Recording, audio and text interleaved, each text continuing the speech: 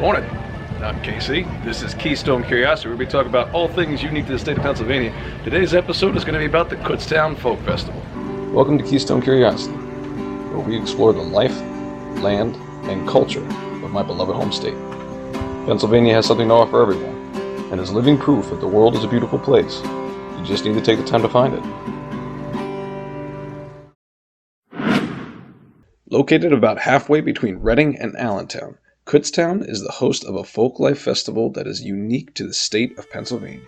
Founded in 1950, the Kutztown Folk Festival is the first and longest-running folklife festival across the United States.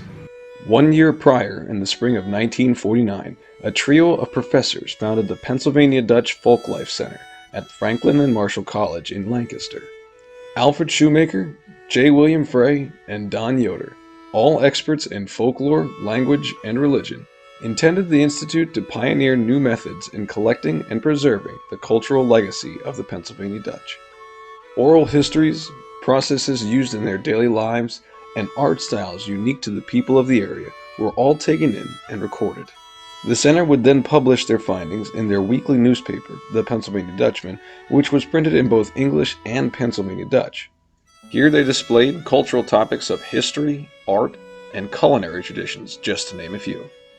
The culture itself is descended from 18th century immigrants from the German-speaking regions of Central Europe. Identified as Dutch by the English, this name would be used as a blanket term to describe the people from southwest Germany, Switzerland, and even parts of eastern France. With many settling in the rural areas of southeast Pennsylvania, their customs and traditions would be absorbed by and influence the melting pot of America. Customs and traditions that the Folklore Center would put on display in Kutztown. With its large fairgrounds and its location deep in the heart of Dutch country, Kutztown was the perfect location to host such a festival. Even to this day, over 90% of the town's residents claim German ancestry as per the 2010 U.S. Census.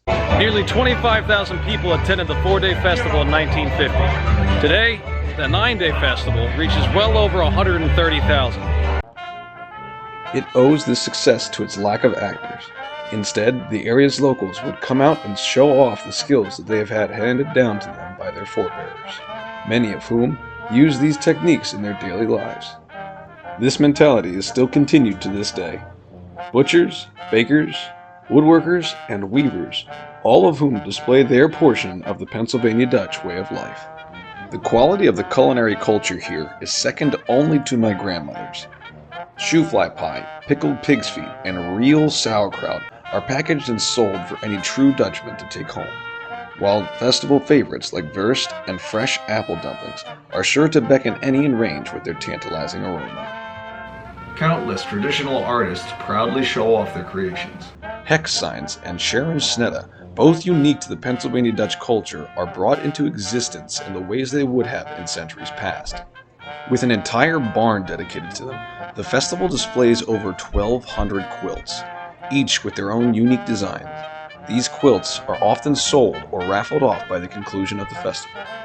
With events held on certain evenings throughout the week, line dancing and hoedowning display the culture's social gatherings in a way that allows for any and all to get involved.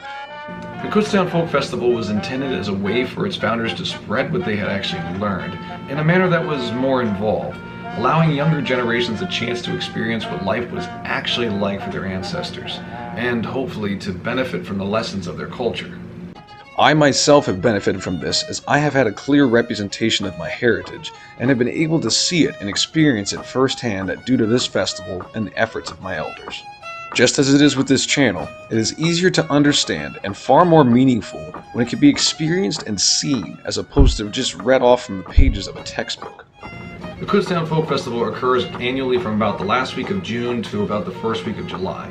For more specific dates and the events within the festival itself, you can find more information at kutztownfolkfestival.com, which I will include a link to down below.